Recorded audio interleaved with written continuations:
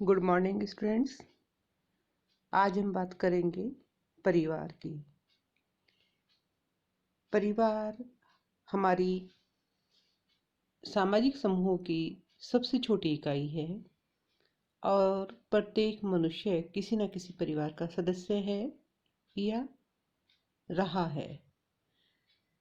समाज में परिवार ही सबसे महत्वपूर्ण समूह है।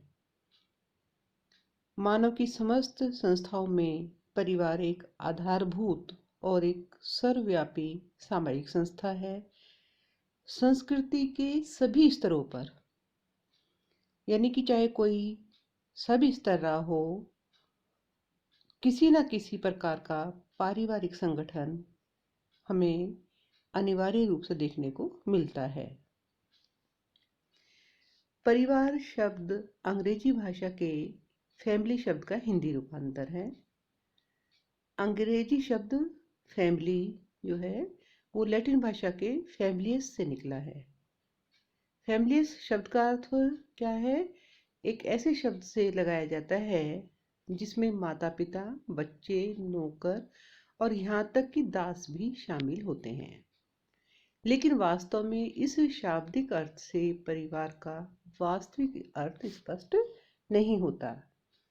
परिवार कमोवेश एक सार्वभौमिक, स्थायी और सर्वकालिक संस्था है, यानी कि प्रत्येक समय में प्रत्येक स्थान पर स्थायी रूप से हमें देखने को मिलती है।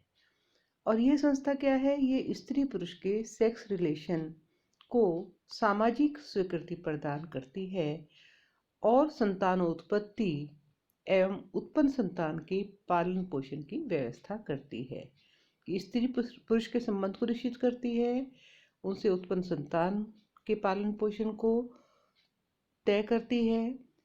इस रूप में यह समाज की निरंतरता को बनाए रखने वाली आधारभूत इकाई है। परिवार में पति पत्नी की संख्या, विभिन्न पीढ़ियों के सदस्यों की संख्या, आवास, वंश परंपरा आदि आधारों पर भारतीय समाज में हमें इसके विविध स्वरूप जैसे एक विवाही परिवार, बहुविवाही परिवार, विस्तृत परिवार, संयुक्त और मूल परिवार, मातृवंशीय परिवार, पितृवंशीय परिवार, मातृस्थानीय, पितृस्थानीय, मातृसत्तात्मक, पितृसत्तात्मक या उभयवंशी परिवार ये देखने को मिलते हैं। अगर हम परिवार की परिभाषा की बात करते हैं तो इसमें अलग अलग लोगों ने अपने अलग अलग रूप से इसे परिभाषित किया है। जैसे बिसेंज और बिसेंज के अनुसार उनका कहना है कि एक अर्थ में हम परिवार की परिभाषा में बच्चे सहित स्त्री और उनकी देखभाल के लिए पुरुष को ले सकते हैं, यानी कि स्त्री, पुरुष और उनके बच्चों को हम परिवार का नाम देते हैं। डीएन मजूमदार के अनुसार परिवार ऐसे व्यक्तियों का समूह है जो कि एक ही छत के नीचे रहते हैं, रक्त से संबंधित होते हैं और स्थान, स्वार्थ और पारस्परिक आदान प्रदान के आधार पर एक किस्म की चेतनता अनुभव करते हैं, यानी कि एक दूसरे से बंधे हुए होते हैं, रक्त संबंधित होते हैं, एक छत के नीचे रहते हैं और एक दूसरे से चेतन रूप से वो अपना संबंध अनुभव करते हैं। तो ऐसे समूह को परिवार का नाम देते हैं। मैकॉय और पेज के शब्दों में परिवार एक ऐसा समूह है जो सेक्स संबंधों के आधार पर परिभाषित किया जा सकता है।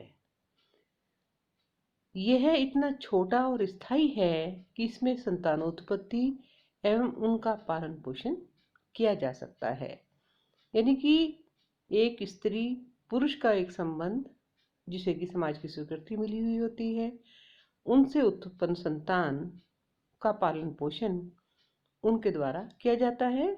ऐसे समूह को परिवार कहते हैं, मैकॉय और पेज। जोन्स के अनुसार परिवार सेक्स संबंधों पर आधारित एक ऐसी सामाजिक संस्था है जिसका संतानोत्पत्ति और उनका पालन पोषण है। यानी कि परिवार क्या है, सेक्स संबंधों पर आधारित है और उनसे उत्पन्न संतान और उनका पालन पोषण उनके द्वारा किया जाता है। ऑकबर्न एवं निमकॉफ के अनुसार जब हम परिवार के बारे में सोचते हैं तो हमारे समक्ष एक ऐसी कम या अधिक स्थायी समिति का चित्र आता है जिसमें पति एवं अपने बच्चों के साथ या बिना बच्चों के रहते हैं। एक ऐसे अकेले पुरुष या अकेली स्त्री की कल्पना आती है जो अपने बच्चों के साथ रहते हैं। यानी कि जो ऐसा एक समूह है जो कम या स्थायी समिति का एक स्वरूप हम कह सकते हैं, जिसमें पुरुष या स्त्री अपने बच्चों के साथ में रहते हैं। इलियट एवं मेरिल के अनुसार परिवार को पति पत्नी उनके बच्चों की एक जैविक सामाजिक इकाई के रूप में परिभाषित किया जा सकता है।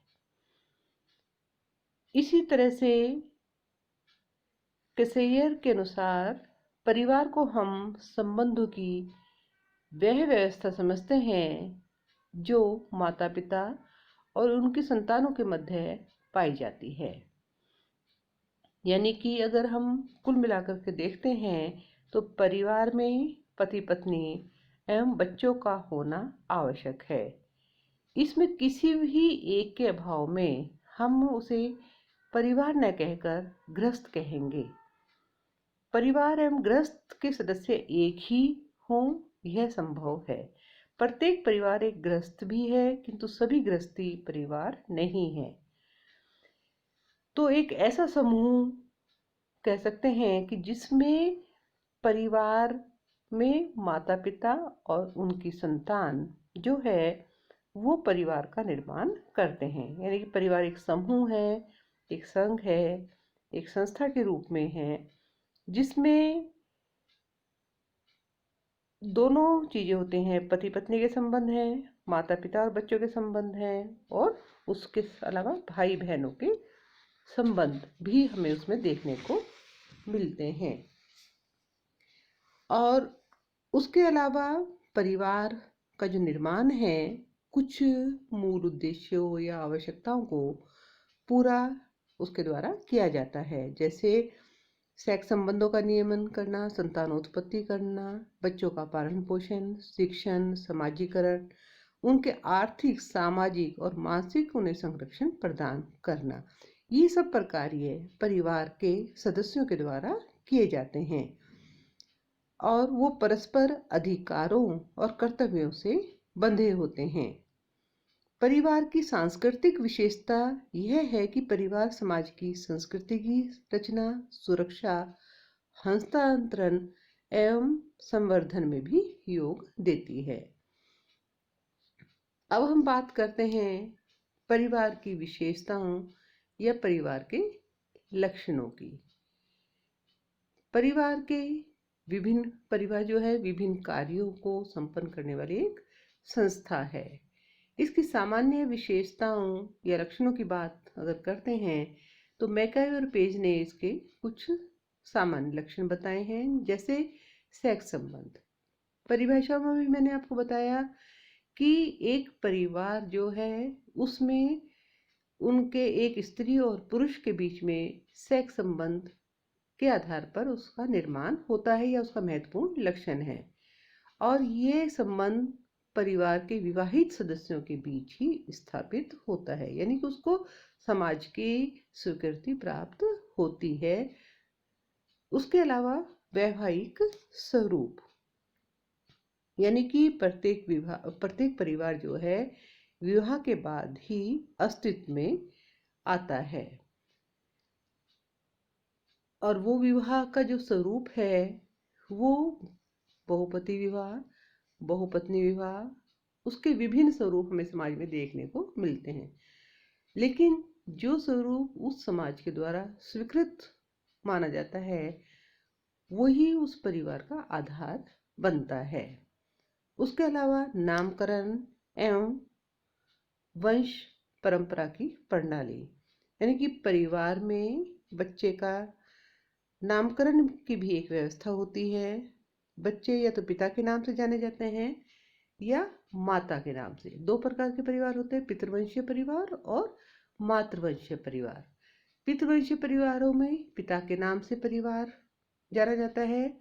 जैसे कि आप लोगों से पूछा जाता है कि आप किसकी संतान है, तो आप और हम पिता का नाम लेते हैं, क्योंकि यहाँ पर पितृवंशीय परिवार प्रचलित है। और जहाँ पर मातृवंशीय परिवार है वहाँ माता का नाम चलता है। उसके अलावा आर्थिक व्यवस्था, यानी कि प्रत्येक परिवार में अपने सदस्यों का भरण पोषण करने के लिए, आवश्यकताओं को पूरा करने के लिए कोई ना कोई आर्थिक क्रिया अवश्य पाई जाती है, जिसके द्वारा वो परिवार बच्चों का पालन पोषण करता है। उसके अलावा सामान्य निवास, प्रत्येक परिवार के सदस्यों का एक निवास स्थान होता है जहाँ पर वो निवास करते हैं। ये परिवार की सामान्य विशेषताएं थी। अब बात करते हैं परिवार की विशिष्ट लक्षण या कुछ विशिष्ट विशेषताओं की। मैकर पेज ने परिवार के विशिष्ट लक्षणों का वर्णन किया है, जिसमें पहली विशेषता है सार्वभौमिकता। सार्वभौमिकता का अर्थ क्या होता है? जो सब जगह, सब काल में, सभी स्थानों पर हमें देखने को मिलता हो। तो परिवार भी एक ऐसी ही एक संस्था है जो सभी कालों में, सभी स्थानों पर, सभी संस्कृतियों में हमें समान रूप से देखने को मिलती है। उसका स्वरूप कुछ भी हो सकता है, स्वरूप समय के साथ साथ बदल सकता है, लेकिन परिवार हमें हर काल में देखने को मिलता है। मानव परिवार में जन्म लेता है और जन्म से लेकर मृत्यु तक परिवार में ही वो रहता है। उसके अलावा भावनात्मक आधार, यानी कि परिवार के सदस्यों में परस्पर भावनात्मक संबंध होते हैं। उसके उनमें प्रेम, सहयोग, बलिदान, सहिष्णुता के भाव हमें देखने को मिलते हैं। उसके अलावा निर्माणात्मक प्रभाव, बच्चों के लिए प्रारंभिक सामाजिक पर्यावरण परिवार ही प्रदान करता है। यानी कि जो बच्चे का एक तरह से विकास है वो परिवार के ऊपर ही निर्भर करता है। और परिवार ही वो संस्था है जो बच्चे का, जो कहना चाहिए कि जो अच्छी बुरी आदतें हैं वो बच्चा परिवार से ही सीखता है, समाजीकरण परिवार से ही होता है, संस्कार जो है वो परिवार के द्वारा ही सिखाए जाते हैं। यानी कि उसके स्वभाव का, उसकी आदतों का निर्माण परिवार के द्वारा ही किया जाता है। उसके अलावा सीमित आकार, परिवार की सदस्यता जैविक होने के कारण, जैविक का मतलब है जिसमें हम जन्म लेते हैं, के कारण परिवार के सदस्यों की संख्या सीमित होती है। ये अन्य संगठनों की तरह इसका विस्तृत आकार नहीं होता। उसके अलावा सामाजिक ढांचे में प्रमुख स्थिति, संपूर्ण सामाजिक ढांचे में परिवार सबसे छोटी इकाई है। सभी समाजों में सामाजिक संरचना का मुख्य आधार परिवार ही है। परिवार ही व्यक्तियों को वृद्ध समाज में भाग लेने के लिए तैयार करता है। यानी कि जो व्यक्ति के गुण हैं, एक प्राणी को सामाजिक प्राणी बनाने का जो कार्य है वो परिवार के द्वारा ही किया जाता है। इसके अलावा इसका नेक्स्ट विशेषता की बात करते हैं तो वह है सदस्यों का उत्तरदायित्व। यानी कि जो परिवार में प्रत्येक सदस्य हैं उनके अन्य सदस्यों के प्रति उत्तरदायित्व होते हैं और वो अपने सदस्यों के प्रति अधिक और महत्वपूर्ण कर्तव्यों को पूरा करते हैं और उन सदस्यों के हितों के लिए अपने स्वार्थों का बलिदान करते हैं। जैसे परिवार में माता पिता हैं, वो अपने बच्चों की देखभाल के लिए अपनी जो आवश्यकताएं हैं उनको, वो उसकी गौण हो जाती है, बच्चों की आवश्यकताएं महत्वपूर्ण हो जाती हैं या उनका पूरा करना ही अपना कर्तव्य समझते हैं। इसी तरह से बच्चे भी या भाई बहन भी आपस में पति पत्नी भी एक दूसरे के प्रति अपने कर्तव्यों का निर्वाह जो है वो अपने मन से तन से करते हैं या उसको करना अपना एक उत्तरदायित्व तो मानते हैं। उसके अलावा सामाजिक नियम। परिवार एक ऐसी समिति है जिसका निर्माण आसान है, परंतु उसे तोड़ना अत्यंत कठिन है। प्रथाओं परंपराओं द्वारा प्रत्येक परिवार अपने सदस्यों पर नियंत्रण रखता है और सामाजिक व्यवस्था को बनाए रखने में सहयोग देता है। परिवार के सदस्यों पर विवाह उत्तराधिकार के नियम परिवार के द्वारा ही लागू होते हैं। उसके अलावा स्थायी एवं अस्थायी जो प्रगति है वो भी हमें इसमें देखने को मिलती है। प्रगति स्थायी एवं अस्थायी प्रकृति। परिवार एक ऐसी संस्था और समिति है कि संस्था के रूप में इसकी प्रकृति स्थायी है, यानी कि परिवार हमें प्रत्येक काल में प्रत्येक जगह पर देखने को मिलती है, किंतु संघ के रूप में व्यक्तिगत परिवार सदस्यों की मृत्यु होने पर समाप्त भी होते रहते हैं। परिवार के नियम, रीति रिवाज, परंपराएं आदि के रूप में परिवार एक संस्था है जो कि स्थायी है और परिवार के सदस्य सामान्य निवास तथा उनका संगठन आदि के रूप में परिवार एक समिति है। समिति के रूप में परिवार का स्वरूप परिवर्तित हो सकता है। पति पत्नी के विवाह विच्छेद या माता पिता की मृत्यु के कारण परिवार विघटित हो सकता है, परंतु संस्था के रूप में परिवार हमेशा रहता है। तो इस तरह से परिवार की ये विभिन्न विशेषताएं जो कि ये बताते हैं कि मानव जीवन की या सामाजिक जीवन की सबसे छोटी इकाई परिवार है और सबसे महत्वपूर्ण इकाई परिवार है, क्योंकि एक बच्चे का जो समाजीकरण है उसका उत्तरदायित्व या एक प्राणी को सामाजिक प्राणी बनाने का जो कार्य है वो परिवार के द्वारा ही किया जाता है। धन्यवाद।